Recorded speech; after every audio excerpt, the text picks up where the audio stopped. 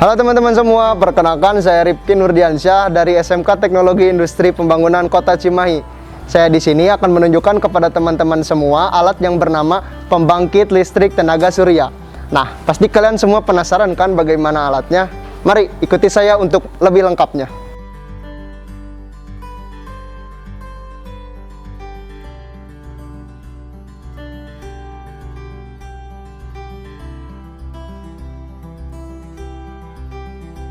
Baik teman-teman semua, sekarang kita sudah ada di tempat solar cell Belada. Nah, pasti kalian penasaran kan? Ayo, kesini. Kang, Ya, mohon maaf, boleh mengganggu waktunya? ya boleh. Boleh perkenalkan? Ya, Nama saya Rifki, Kang. ya nama saya Alif. Oh, Akang di sini lagi ngapain, Kang? Oh, ini lagi perawatan rutin solar cell ini. Oh, saya boleh lihat gimana cara perawatannya? Oh iya boleh. Oke, siap.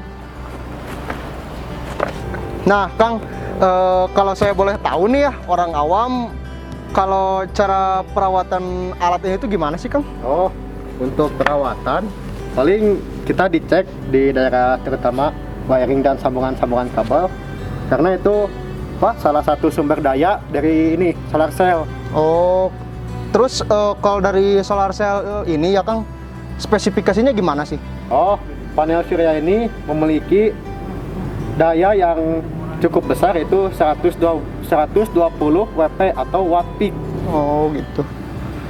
Itu, Terus kalau alat ini keluarannya berapa, Kang? Untuk keluaran tergantung dari sinar yang dipancarkan. Oh. Kalau bisa cek aja langsung.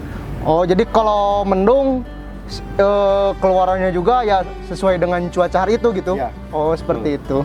Kang bisa ngeliatin nggak gimana gitu, lihat kalau pengeluarannya berapa gitu? Ya, bisa.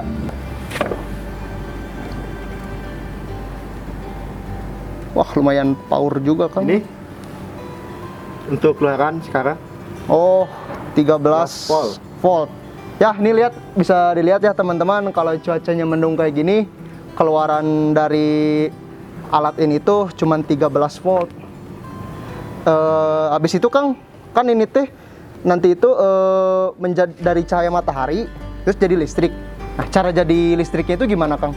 Oh, jadi prinsipnya itu menggunakan photovoltaik. Oh, Jadi untuk mengubah energi sinar matahari jadi energi listrik. Habis itu gimana lagi, Kang? Nah, sehabis dari sini, misalkan kan kita udah misalkan terima cahaya dari sini melalui ke wiring yang di bawah ini, masuk ke controller di bawah. Oh, di bawah. Ya, Jadi saya harus turun lagi gitu? Iya, betul. Oh, iya, baik. kalau mau tahu nanti saya antarkan ke bawah. Siap. Ya baik teman-teman, sekarang kita sudah ada di ruangan controller berada. Nah, di sini Kang, mohon maaf, boleh tahu namanya siapa, Kang? Silakan, saya Andika Dafarel. Oh, saya Rifki Nurdiansyah. Nah, Kang, ini kan di bagian controller nih, Kang. Kalau saya boleh tahu kan nih, lihat pabaliut gini. Nah, ini tuh komponennya apa aja sih? Oh, jadi dalam controller ini ada beberapa komponennya. Di antaranya itu ada PWM, solar charger controller, timer, inverter, dan ada ampere meter. Oh, nah dari semua komponen itu, Kang, cara kerjanya itu gimana? Jadi cara kerjanya itu adalah harus dari solar cell akan masuk ke PWM charger controller dan masuk ke timer, begitu juga masuk pada inverter. Nah, fungsi dari ampere meter ini adalah untuk mengetahui arus dari solar cell dari masuknya solar cell. Oh, seperti itu, Kang. Kalau gitu, Kang, ini kan udah dari tadi yang dari atas itu kan menerima cahaya matahari buat jadi listrik. Nah, itu buat direalisasikannya buat kehidupan sehari-hari gimana sih, Kang? Jadi listrik yang diterima dari solar cell akan diproses di sini. Nah, solar charger ini fungsinya itu untuk mengatur input dan output. Begitu juga untuk pengisian dari solar cell kepada baterai. Nah, ini juga dilengkapi dengan indikator untuk mengetahui penuhnya baterai ini. Jadi untuk merealisasikan, kita mengambil arus dari solar cell, langsung kita menyimpannya pada akumulator ini. Oh, nah perealisasiannya gimana sih Kang? Kalau untuk akumulator, spesifikasi dan realisasinya, Akang bisa langsung tanyakan saya pada teman saya. Oh begitu ya Kang. Baiklah, terima kasih ya Kang udah ngejelasin tadi di sistem kontrol ini secara rinci. Saya berterima kasih sekali. Kalau begitu saya mau langsung nanya-nanya soal akumulator. Ya, terima kasih ya Kang. Nah teman-teman, tadi kita sudah di bagian kontrol. Sekarang kita akan ke bagian dari akumulator. Ini kan tadi saya dari bagian kontrol nih ya. Katanya perealisasiannya tuh ada di sini. Nah itu gimana sih cara perealisasiannya? Langsung saya contohin aja ya. Oh iya siap. Setelah dari teman saya tadi udah dijelaskan kan, nanti kita bisa gunakan. Saya contohkan dengan menggunakan TV dan casan HP.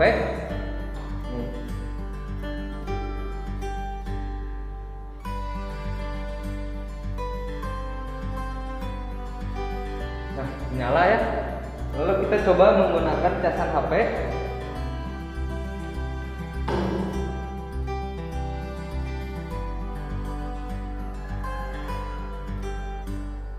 Nyala juga. Gitu. Oh jadi gitu ya Kang. Jadi teman-teman, dari tadi kita dari atas, dari alat sonar panel, kemudian ke bagian kontrol, dan di sini bagian dayanya ternyata alat ini berhasil. Maka dari itu untuk perjalanan kali ini kita tutup di sini saja. Saya Rifki Nurdiansyah, mohon izin mengundurkan diri. Wassalamualaikum warahmatullahi wabarakatuh.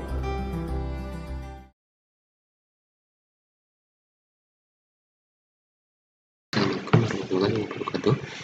Di sini saya akan mencoba menjelaskan mengenai pemanfaatan energi terbarukan. Nah, energi terbarukan yang kami pilih adalah energi dari sinar matahari. Kenapa kami memilih energi sinar matahari? Kita bisa lihat pada grafik ini. Pada grafik ini kita bisa lihat pancaran sinar matahari kepada negara Indonesia selama 12 bulan. Jika dibandingkan dengan negara-negara lain, kita bisa lihat Jerman paling tinggi itu di bulan 6 bulan 7, Jepang bulan 4 dan 5, sedangkan Indonesia stabil di 4 dan puncaknya itu pada bulan 9. Nah, dari potensi tersebut kami memilih energi sinar matahari sebagai energi terbarukan untuk menghasilkan energi listrik. Di sini sistem kerja dari alat kami. Kita bisa lihat ya spesifikasi dari solar cell yang kami gunakan, bertipe monokristalin dengan spesifikasi sebagai berikut. Dan kami memakai solar charger controller dengan spesifikasi sebagai berikut. Power storage yaitu akumulator dengan spesifikasi sebagai berikut, dan inverter pengubah dari listrik DC menjadi AC, spesifikasinya sebagai berikut. Pertama, dari kita bisa mulai pembahasan dari sistem kerjanya. Pertama, dari sinar matahari diubah menjadi energi listrik menggunakan solar cell atau panel surya. Nah, bagaimana cara mengubah energi matahari menjadi energi listrik? Solar cell di sini menggunakan prinsip fotovoltaik. Nah, prinsip fotovoltaik itu fenomena di mana terbentuknya energi listrik dari terhubungnya dua elektron secara sistem padatan atau cairan saat terkena sinar matahari. Nah, arus listriknya itu penyerapan dari energi foton matahari yang diserap oleh sel-sel surya untuk membebaskan elektron-elektron. Setelah menjadi energi listrik, kemudian energi listrik tersebut disimpan dalam power storage. Energi listrik yang terbentuk dari solar cell yaitu berbentuk DC.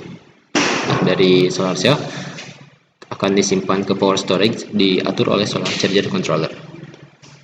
Solar charger controller ini berfungsi sebagai pengatur penyimpanan daya kepada power storage. Solar charger controller ini juga bisa langsung bypass output ke beban dengan tipe DC 12 volt. Nah, setelah power disimpan pada power storage, kemudian listrik akan diubah ke dalam bentuk AC, di mana proses ini menggunakan komponen inverter. inverter yang kita gunakan 300 watt dengan output 220 volt, toleransinya 2%. Nah, kalau secara garis besar dari energi matahari menjadi energi listrik dalam bentuk DC 12 volt. Kita bisa lihat di sini voltage at Pmax, berarti output maksimal dari solar cell adalah 17,8 volt dan output arusnya 6,86 ampere.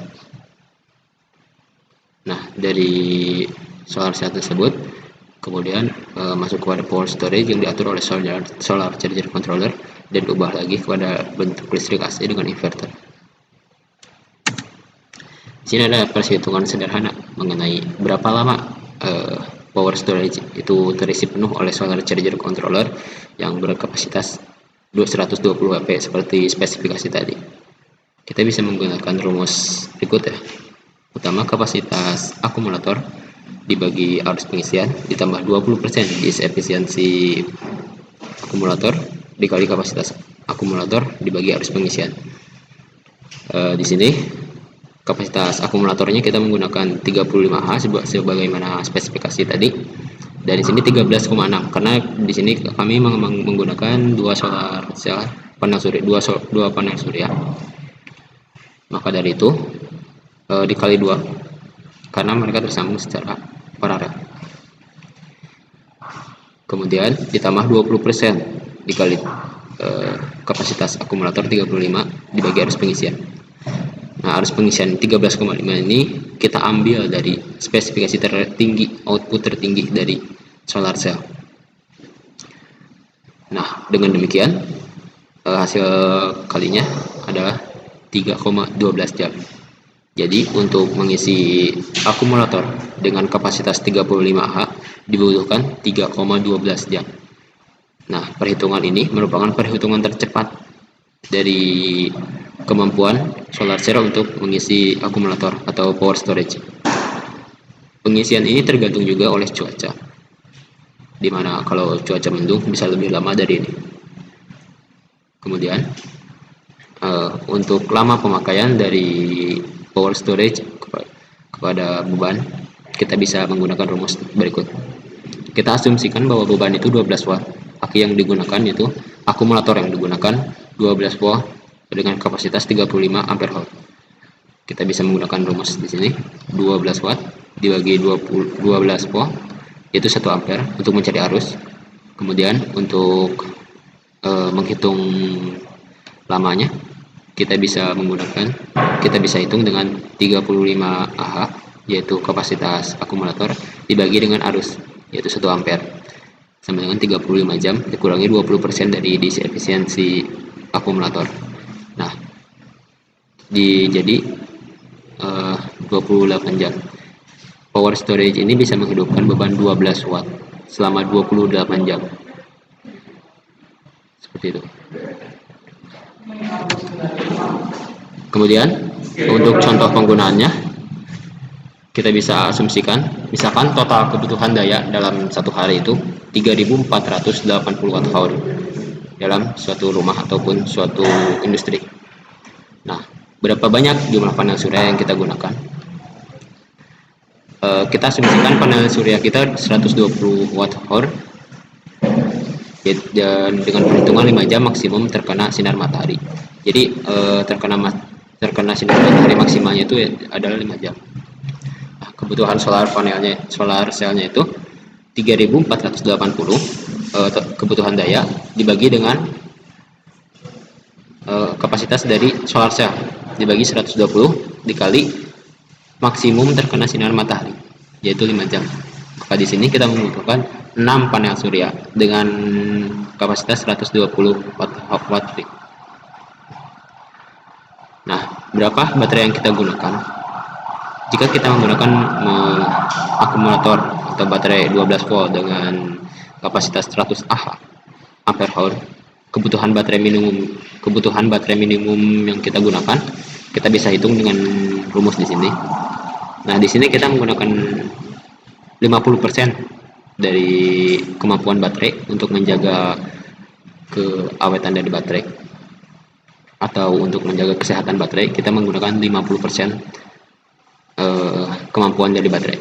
Jadi kalau kita misalkan mempunyai baterai 100 Ah, kita hanya gunakan 50 ampere hour. Nah, dengan demikian kebutuhan dayanya kita kalikan 2. 3480 dikali 2 menjadi 6960 watt hour.